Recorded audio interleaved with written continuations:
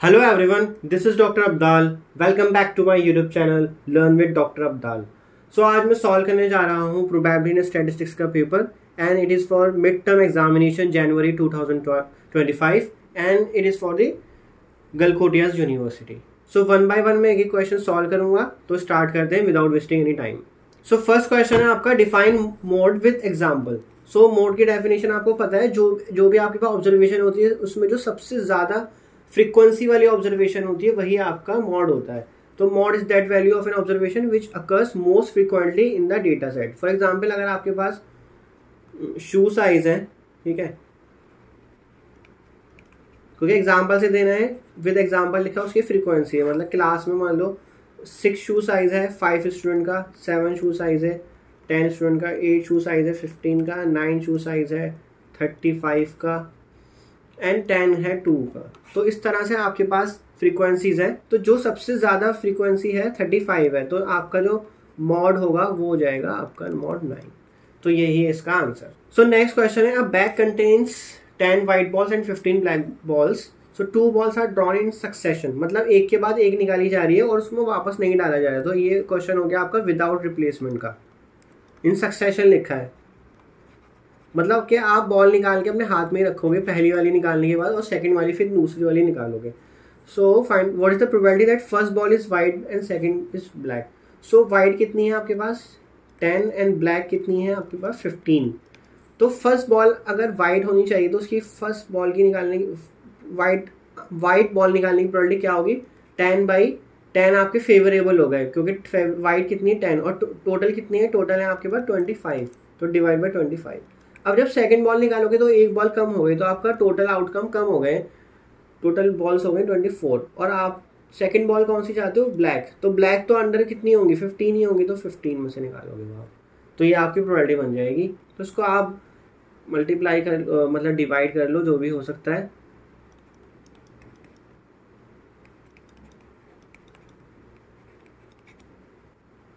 ओहो, तो 1/4 आंसर आया इसका. सो नेक्स्ट क्वेश्चन देखते हैं. So from a pack of well shuffled cards 4 cards are drawn. So find the probability that there are 2 hearts and 2 diamonds. So आपको पता है कि एक जो आपका कार्ड्स होते हैं वो कितने होते हैं, टोटल 52 कार्ड्स होते हैं, जिसमें से सारे डिवाइड कर दिए जाते हैं रेड एंड ब्लैक में. तो हार्ट कितने होते हैं 13 होते हैं, एंड डायमंड्स कितने होते हैं वो भी 13 ही होते हैं. then club and spades. तो उसमें क्या बोला, find the probability that there are 2 hearts and 2 diamonds. तो हार्ट्स कितने 13, डायमंड कितने वो भी 13 है. तो फेवरेबल क्या होगा, 2 हार्ट्स कितने आप इसमें ना कॉम्बिनेशन को यूज करना पड़ेगा. आपके पास 13 कार्ड्स हैं, तो 13 में से आप 13 मान लो हार्ट के कार्ड हैं. अब 13 के 13 कार्ड अलग होते हैं, तो इसमें से 2 कोई से भी चूज करने की, जो सिलेक्शंस 2 सेलेक्ट करने की क्या क्या पॉसिबिलिटीज बनती हैं, तो वो बनती है 13C2. तो C2 मतलब ये होता है फॉर्मूला NCR का कॉम्बिनेशन का. इसको किस तरह से लिखते हैं, n⁻r⁴ इंटू n-r⁴. तो 13 में से आप 2 निकाले तो वो टोटल इतने वेज में निकाल सकते हो आप 13C2 वेज में. तो 13C2 क्या बनेगा 13 ⁻2⁴ एंड 13 - 2⁴. तो 13 इंटू 12 इंटू 11 लिख सकते हो. ऊपर न्यूमरेटर को 2 होता है, और 13 - 2 क्या होगा 11. तो ये कैंसिल हो गया, 2 कैंसिल हुआ, तो ये 78. तो 78 वेज में आप हार्ट्स को चूज कर सकते हो. तो मैं पहले फॉर्मूला ही लिख देता हूँ. इसी तरह डायमंड को भी इतने वेज में चूज कर सकते हो. तो 13C2 इंटू 13C2. अब ये इंडिपेंडेंट है इसलिए मैंने मल्टीप्लाई करा, और मल्टीप्लाई करने का एक रीजन और भी मैं बता देता हूँ. अब टोटल आपके पास 52 कार्ड्स हैं, तो 52C4 बनेगा, क्योंकि टोटल आप 52 कार्ड्स में से 4 कार्ड निकाल रहे हो, जिसमें से आप चाहते हो 2 डायमंड्स के आए 2 हार्ट्स के आए. अब 13C2 क्या बना था 78, और 13C2 भी 78. बाकी आप इसको सॉल्व कर लेना, मुझे इतना सॉल्व कराने की आदत है नहीं वैसे, फिर भी मैं आपको बता देता हूँ. 78 इंटू 78 डिवाइड बाई 52 को जब आप ब्रेक करना स्टार्ट करोगे तो 52 इंटू 51 इंटू 50 इंटू 40 9 और नीचे 48 फैक्टोरियल कैंसिल हो जाएगा आपका, और फिर उसके भी नीचे आएगा 4 फैक्टोरियल। तो इसको सॉल्व करना, सॉल्व करके आपका आंसर आएगा 0.02247। अब मैं आपको ये बताना चाह रहा हूँ कि हमने मल्टीप्लाई क्यों करा है, कि आप 13 कार्ड्स निकाल रहे हो, फिर 13 कार्ड्स अलग से निकालो। फॉर एग्जाम्पल आपके पास हार्ट्स हैं, ठीक है, अब आपके पास हार्ट्स कितने हैं, 13 है, इसमें से आप कोई से 2 निकालोगे तो आपके पास 78 वेज बन रहे हैं 2-2 की पॉसिबिलिटीज के साथ, कि आपको 2 कार्ड निकालने हैं, तो 2 कार्ड आपने कोई से भी निकाले, फॉर एग्जाम्पल 3 निकाल लिया, 7 निकाल लिया, फिर 2 कार्ड्स और कोई से, तो इतने वेज में 78 वेज में आप 2 कार्ड निकाल सकते हो जो हमेशा डिफरेंट दिखेंगे। इसी तरह डायमंड्स में भी हो रहा होगा, ठीक है, आपके पास टोटल 13 कार्ड्स हैं, उसमें से आप 2-2 करके निकाल रहे हो, 2-2 करके कितने कितने वेज में निकाल सकते हो, 78 वेज में निकाल सकते हो भाई आप। और यहाँ पे भी 78 वेज में आप 2-2 कार्ड निकाल सकते हो, ठीक है, ये टोटल 78 वेज हो गए। अब 78 वेज इधर है, 78 वेज इधर है। अब आप क्या करो, एक इसमें से पेयर उठा लो, एक का 78 आपने कार्ड निकाले हैं, 2-2 के पेयर बनाए हैं आपने, 13 में से 2 निकाल लेते ना कोई से, जो 13 कार्ड आपके यहाँ पर है, इनमें से कोई से 2 निकाले, तो 2 आपने यहाँ निकाल लिए, ठीक है, ये निकाले मैंने। अब डायमंड के जितने भी 78 हैं उनको आप इसके साथ कॉम्बिनेशन बना सकते हो ना, कि ये वाला तो आपका हार्ट का आ रहा है एक पेयर, अब डायमंड के तो 78 पेयर आपके पास है, तो उसमें से आप हर एक के साथ एक एक कॉम्बिनेशन इसके साथ भी बना सकते हो, एक इसके साथ, इसके साथ, इसके साथ, तो कितने बन गए कॉम्बिनेशन, 78। तो ये सिर्फ एक कार्ड के लिए हुआ, एक पेयर के लिए हुआ ये वाला, 1 पेयर के लिए। इसी तरह मैं सेकंड पेयर लूंगा हार्ट का, ठीक है, हार्ट का एक सेकंड पेयर लिया, उसको फिर मैं फिर से जो 78 आपके डायमंड्स होंगे, यहाँ तक एक पॉसिबिलिटी हो गई थी पूरी, जो आपके डायमंड्स हैं, जो 78 पेयर आपने निकाले हुए हैं, उनके साथ फिर से कॉम्बिनेशन बना लूंगा, एक इसके साथ, एक इसके साथ, एक इसके साथ, एक इसके साथ, एक इसके साथ, तो 78 फिर से बन गए। तो 78 + 78, तो ये कितनी बार कर सकते हो आप, ये 78 टाइम्स कर सकते हो। तो एक्चुअल में बना तो वही ना, ये 78 × 78 ही बना ना, ये है ना। 78 को कॉमन ले लो ना, अब 78 को कॉमन ले लोगे तो हर की जगह से 1 1 1 1 1 बचेगा, और लिखा आपने 78 टाइम्स है, तो बना क्या, 78 × 78, तो वो वही तो बन रहा है 13c2 × 13c2। तो इस तरह के केसेस में हमेशा न्यूमरेटर में इस तरह से मल्टीप्लिकेशन में रखा जाता है। अब आपको आई होप क्लियर हो गया होगा। अब आपसे जितने भी कार्ड्स पूछे जाएंगे आप न्यूमरेटर में उसको मल्टीप्लिकेशन में रखोगे। I hope this question is clear to you. तो मैंने नीचे जो बताया सिर्फ एक्सप्लेनेशन दिए कि आपने मल्टीप्लाई क्यों करा है। सो नेक्स्ट क्वेश्चन देखते हैं। सो नेक्स्ट क्वेश्चन है आपका फाइंड द मीन। तो यहाँ पे कोई मेथड नहीं लिखा, आप किसी भी मेथड से सॉल्व कर सकते हो इसको। तो ज़्यादातर जब क्वेश्चन में डेटा बड़ा होता है ना, तो हम मीन डेविएशन या फिर अज्यूम मीन से करते हैं। अब इसमें डेटा मुझे ज़्यादा बड़ा नहीं लग रहा और मेथड भी मेंशन नहीं है, तो मैं किसी भी मेथड से कर सकता हूँ। तो सबसे पहले तो आप मिड पॉइंट निकालोगे। अब मिड पॉइंट निकालने के लिए क्या होता है, जो भी यहाँ वैल्यू उनको सम करोगे 2 से डिवाइड करोगे, तो 6 / 2 3, और इनमें सब में 12 + 6 18, 18/2 is 9। अब 6 का गैप है, तो 6 के गैप से इसको आप बढ़ाते चले जाओ। तो नेक्स्ट आ जाएगा 15, then 21, 27 and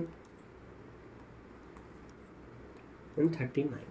अब नेक्स्ट क्या करोगे, आप फ्रीक्वेंसी को मिड पॉइंट से मल्टीप्लाई करोगे। तो मल्टीप्लाई कर लो आप 18, then 99, 375, 735, 486, 396 एंड 234। अब आपको जो मीन का फॉर्मूला होता है वो इस डायरेक्ट मेथड है एक्चुअली में, जो मैं कर रहा हूँ ना, इसको डायरेक्ट मेथड बोलते हैं। इसका फॉर्मूला होता है summation fi xi divide by summation fi। तो आपको सम करना पड़ेगा समेशन f की वैल्यू आएगी 113 और समेशन fi xi की वैल्यू आएगी 2343। तो बस आपने अब इसको 2343 को डिवाइड कर देना है 113 से, तो आपका आंसर आएगा 20.73। तो यही आपका मीन है। तो जब डेटा छोटा है आप इसको डायरेक्ट मेथड से कर सकते हो, अगर डेटा बड़ा हो तो आप अज्यूमिंग मेथड से करा करो, उससे कैलकुलेशन में दिक्कत नहीं होती है। सो नेक्स्ट क्वेश्चन देखते हैं। An article manufactured by a company consist of 2 parts A and B when 9 out of 100 parts A is defective.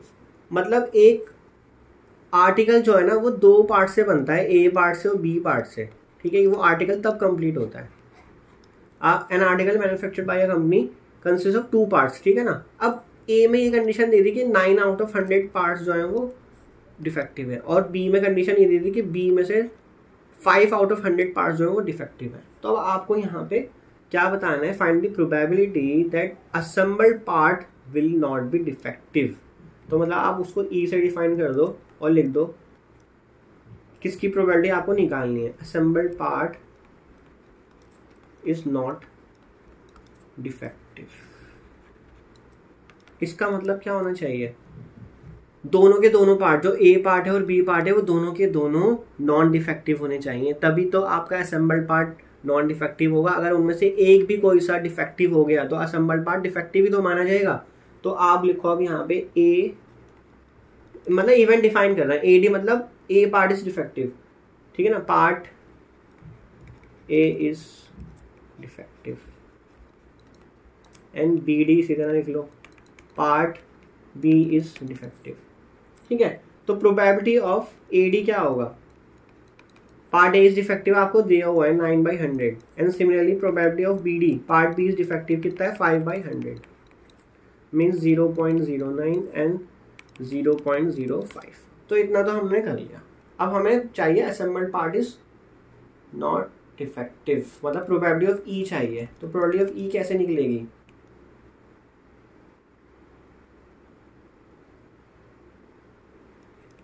so A part is not defective and, ठीक है, यहाँ पे एंड आएगा, दोनों के दोनों चीजें साथ लेके चलनी है आपको। B part is not defective।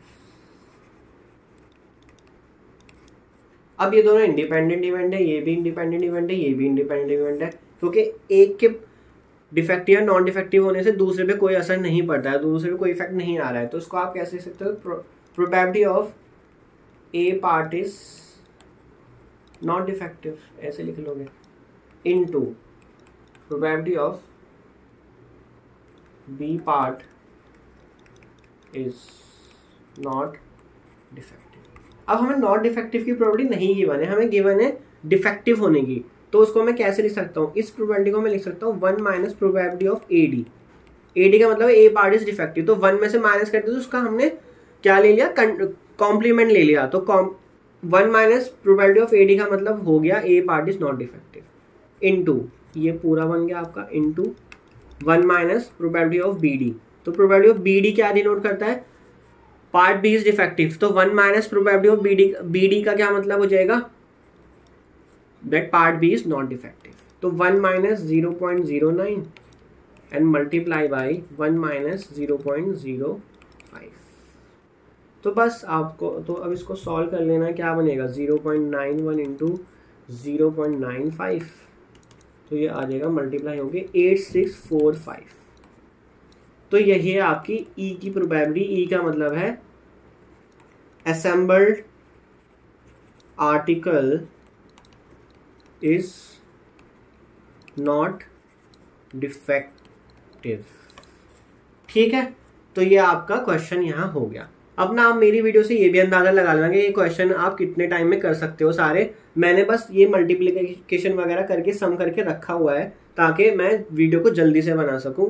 तो आप बस ये देख लेना कि आपको मल्टीप्लाई करने में और सम करने में कितना टाइम लगेगा एक्स्ट्रा, अदरवाइज क्वेश्चन को थोड़ा सा समझने में टाइम लगेगा। यस, ये भी एक प्रॉब्लम रहती है मैथमेटिक्स के पेपर में, कि इवन सारे पेपर में रहती है कि आपको क्वेश्चन को समझने में भी टाइम लगता है, उसके बाद उसको सॉल्व करने में टाइम लगता है। तो आप अंदाज़ा लगा लेना कि अगर एक टीचर उसको जितने टाइम में कर रहा है तो आपके लिए वो डबल टाइम माना जाएगा। अदरवाइज मैं थोड़ा एक्सप्लेन भी कर रहा हूँ, वो भी टाइम आप देख लेना, एक्सप्लेन करने में भी थोड़ा टाइम लग जाता है एक्स्ट्रा। अब नेक्स्ट है discuss the variation of age and weight in the following data with the help of coefficient of correlation.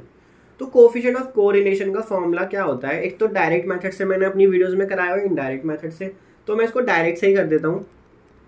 Direct में मतलब मैं एक्स और वाई से ही सीधा कर दूंगा। तो वो फॉर्मूला होता है summation n into summation x y minus summation x summation y divide by standard deviation of x, that is n into summation x square minus summation x का whole square, and then multiplication में आता है next वाला भी, n into summation y square minus summation y का whole square. तो आपको क्या क्या वैल्यू निकालनी है, एक्स इंटू वाई निकालना है, एक्स स्क्वायर और वाई स्क्वायर निकालना है। तो एक्स स्क्वायर जल्दी जल्दी से मैं बता दूँ 3600, 4900, then 3025, 4624 and 4225, 3969, 3364 and last is 4356। Then y square करो, मतलब वाई कॉलम का स्क्वायर करना है आपने। ये तो आप कर ही सकते हो, इसमें तो ज़्यादा दिक्कत वाली चीज़ है नहीं, कैलकुलेटर आपके हाथ में होगा, आप इजीली इसको कर लोगे। तो 8281 देन 3600 सीधा सीधा, 68 का स्क्वायर 4624, देन 62 का है 3844, 86 का स्क्वायर है 7396 and 3364। Then x into y करना है, मतलब इन दोनों कॉलम को मल्टीप्लाई करना है और फिर नेक्स्ट आपको सम करना होगा।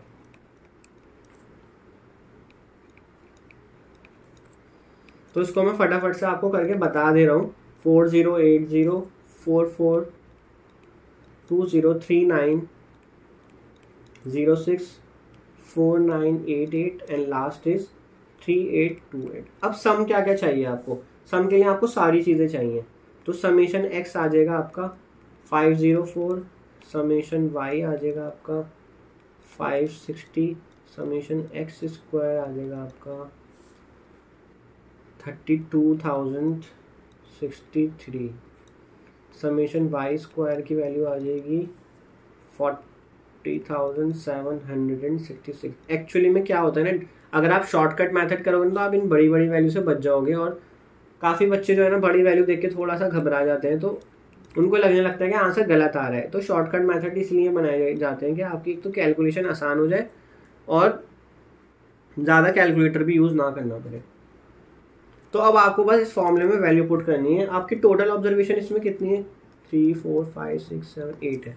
तो 8 into summation x y that is 34837 minus summation x and summation y that is 560 and divide क्या करोगे आप, बस जो फॉर्मूला है n 8 into summation x square that is 32,063 minus summation x का होल स्क्वायर है।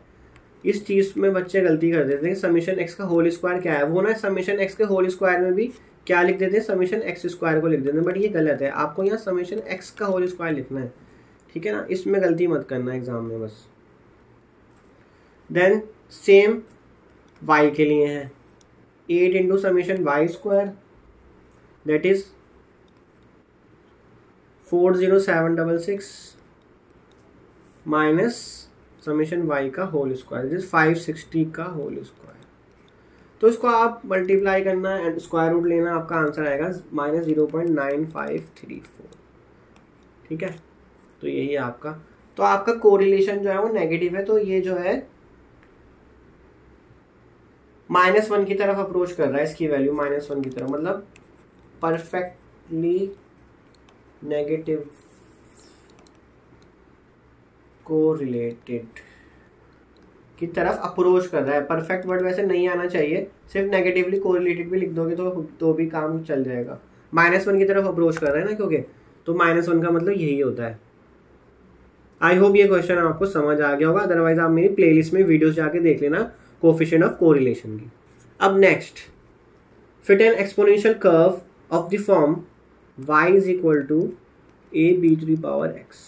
अब इस तरह के क्वेश्चन को सॉल्व करने के लिए आपने क्या करना होता है, लॉग अप्लाई करो। यहाँ पे जो मैं लॉग अप्लाई करूँ ये नेचुरल लॉग है, मतलब लॉग का जो बेस है वो e है, उसको हम ln से लिखते हैं, तो ये लॉग ln है एक्चुअल में। तो मैंने लेफ्ट साइड और राइट साइड लॉग अप्लाई कर दिया, मतलब ln अप्लाई कर दिया, तो ये x नीचे आ गया और log b हो गया।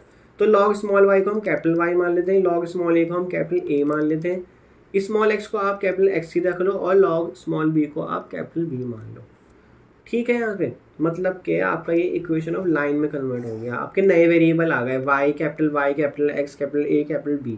तो हमने क्या क्या करा है, log स्मॉल y को कैपिटल Y माना है, log स्मॉल a को, ये सब डेरिवेशन मैं आपको वीडियोस में बता चुका हूँ। आप मेरी एक्सपोनेंशियल कर्व फिटिंग की वीडियो जाके देखना, आपको समझ आ जाएगा और भी अच्छे से, अगर आपने वीडियो मेरी नहीं देखी है या मैं यहाँ पे थोड़ा स्पीडीली करा रहा हूँ अगर, तो आप वहाँ पे जाके देख सकते हो। तो हमने ये ट्रांसफॉर्मेशंस यूज़ करी हैं। तो लास्ट में ना आपको स्मॉल ए स्मॉल बी की वैल्यू कहाँ से मिलेगी, स्मॉल ए की वैल्यू यहाँ से मिलेगी, तो आपको एक्सपोनेंशियल ए करना पड़ेगा, और स्मॉल बी की वैल्यू आपको यहाँ से मिलेगी, तो वो आपको एक्सपोनेंशियल कैपिटल बी करना पड़ेगा। अब इसमें फॉर्मूले, इससे फॉर्मूला कैसे बनाते थे, तो इससे फॉर्मूला हम कैसे बनाते थे, हम समेशन अप्लाई करते थे, summation y is equal to n into summation a plus b into summation x. ठीक है, अब इस पर समेशन एक्स से फिर से कर देते थे, मतलब ये शॉर्टकट ट्रिक थी, कोई मतलब ये मेथड नहीं है, ये सिर्फ एक ट्रिक है। बच्चे जो है वो समझते हैं कि ये कोई मेथड है, बट हम इसको बस इक्वेशंस को बनाना सीख रहे हैं। नॉर्मल इक्वेशंस बोलते हैं इनको, b into summation x square. तो हमें इन दो इक्वेशन को सॉल्व करके ए और बी फाइंड करना होगा। तो उसके लिए आपको क्या फाइंड करना है, सबसे पहले आपको इसमें कैपिटल वाई फाइंड करना है। तो आपको स्मॉल वाई पे ln लगाना है, मतलब कैलकुलेटर ओपन करो और ln अप्लाई करते चले जाओ इन वैल्यूज पे। ठीक है, तो मैं ln की वैल्यूज डायरेक्टली लिख रहा हूँ, मैंने सॉल्व करके रखी हुई हैं। तो यहाँ पे ln 1 हमेशा 0 होता है, ln 1.2 की वैल्यू आएगी 0.182, ln 1.8 की वैल्यू आएगी 0.56, और ln 2.5 की वैल्यू आएगी 0.91। और बच्चों का ना आंसर कभी कभी क्या होता है ना, 0.567 आ रहा है, किसी का 578 ऐसा आ रहा है, या किसी का 0. तो हम इतना भी कंसिडर कर लेंगे जिसका फर्स्ट डेसिमल प्लेस तक सही आ रहा है। ठीक है, तो इसमें कंफ्यूज मत होना। वैसे आप जितने डेसिमल प्लेस तक रखते हो ना वैल्यूज को, उसका आंसर आपका परफेक्ट आता है, उतना आपका अप्रोच करता है मतलब करेक्ट आंसर की तरफ, उतनी ज़्यादा उसमें एक्यूरेसी रहती है। तो हम ln 6.6 आएगा 1.88, और ln 9.1 आएगा 2.208। अब हमें क्या करना है, ये जो स्मॉल एक्स है ना, ये हमने कैपिटल एक्स ही माना है, ये याद रखना, ये कैपिटल एक्स ही है। ठीक है, तो x इंटू वाई निकालेंगे अब हम, तो कौन सा वाला x, ये वाला x और ये वाला y करेंगे अब हम, ये याद रखना, x इंटू वाई के लिए। बच्चे इसमें भी कंफ्यूज हो जाते हैं। तो x इंटू वाई के लिए हमारा यहाँ पे आ जाएगा ये, तो ये क्या आएगा 0.364 1.68 3.64 6.4 9.24 13.16 एंड 17.66।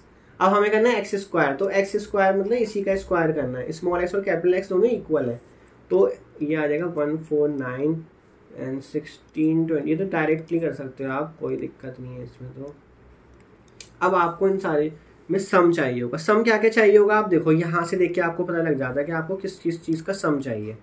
तो summation x, summation y, summation x square और समेशन एक्स इंटू वाई। तो समेशन एक्स आएगा आपका 36, समेशन कैपिटल वाई चाहिए आपको, समेशन कैपिटल वाई आएगा 8.56, समेशन एक्स इंटू वाई आएगा 52.144, और समेशन एक्स स्क्वायर आएगा आपका 204। अब आपको इस समेशन में ये वैल्यू पुट कर देनी है। तो फर्स्ट ये इक्वेशन है आपकी, और सेकंड इक्वेशन आपकी ये है, तो इसमें हम वैल्यू पुट करने जा रहे हैं अब। ठीक है, तो समेशन वाई की वैल्यू क्या है 8.56, एन की value 8a plus b as it is रहेगा, समेशन एक्स 36 आ रहा है तो बी आ गया। समेशन एक्स इंटू वाई, तो समेशन एक्स इंटू वाई की वैल्यू है 52.144, देन 36a आ जाएगा समेशन एक्स की value, plus summation x square की वैल्यू है 204। अब आपको ये सिस्टम ऑफ इक्वेशन को सॉल्व करना है, तो ये साइंटिफिक कैलकुलेटर से आप डायरेक्टली सॉल्व कर सकते हो। मैंने आपको इसके लिए भी वीडियो बना के दे रखी है, आप वीडियो में जाना तो आपको एक साइंटिफिक कैलकुलेटर की वीडियो दिखेगी प्लेलिस्ट में, वहाँ पे आप system of equation for 2 unknown या फिर 3 अननोन के लिए मैंने दोनों वीडियो बना रखी हैं, या फिर 3 अननोन के लिए। तो यहाँ पे तो 2 अननोन है, तो 2 अननोन में सॉल्व करोगे, उसको सॉल्व डालना कैलकुलेटर में, तो आपको 0.3897 मिलेगा और कैपिटल बी मिलेगा आपको 0.32। अब मैंने देखो यहाँ पे क्या बताया था, स्मॉल ए कैसे निकलेगा और स्मॉल बी कैसे निकलेगा। तो स्मॉल ए निकालने के लिए आपने एक्सपोनेंशियल की पावर ए करनी है और ए आपने निकाला मतलब एक्सपोनेंशियल माइनस 0.3897 करना है। तो ये वैल्यू आ जाएगी आपकी 0.6772 और स्मॉल बी करना है यानी कि एक्सपोनेंशियल कैपिटल बी करना है, तो बी की वैल्यू है 0.32, तो ये आ जाएगा 1.377। तो आपको मेन क्या सॉल्व करना था, आपको सॉल्व करना था ये y is equal to a b to the power x curve को फिट करना था, ये करना था ना क्वेश्चन में। देखो find an exponential curve of the form y is equal to a b to the power x, तो y is equal to a b to the power x, तो y a की वैल्यू क्या है 0.67 into b की value क्या है 1.3, मैं short में लिख रहा हूँ, और पावर x, तो ये आपका कर्व फिट हो गया। ठीक है, यही आपको फाइंड करना था। सो आई होप आपको ये समझ आ गया होगा। इसमें मैंने क्वेश्चन नंबर ना 5 नहीं कराया है, क्वेश्चन नंबर 5 जो है वो आपके मिड टर्म के सिलेबस में नहीं है, देख लेना एक बार। और क्वेश्चन नंबर 8 का जो और पार्ट है वो भी आपके सिलेबस में नहीं है। वो जो आपके टेस्ट होते हैं कुछ एफ टेस्ट टी टेस्ट, वो उसका क्वेश्चन है, वो तो इसलिए मैंने उसको नहीं कराया है, वो सिलेबस से बाहर है। तो आप जो है आई होप आपको समझ आ गया होगा। मैंने ये फटाफट से क्वेश्चन पेपर आपको करा दिया है, वैल्यूज़ मैंने सॉल्व करके रखी हुई थी इसलिए मैंने जल्दी जल्दी कर दिया है। तो इसको टाइम मुझे जो करने में लग रहा है वो 27 मिनट्स लगे, तो आपको 1.5 आवर मिलता है। इसको 3 टाइम्स भी कर लोगे तो 3 टाइम्स में आई थिंक आप आसानी से कर सकते हो। सो फिर मिलेंगे नेक्स्ट वीडियो में। Thank you so much, practice करते रहिए।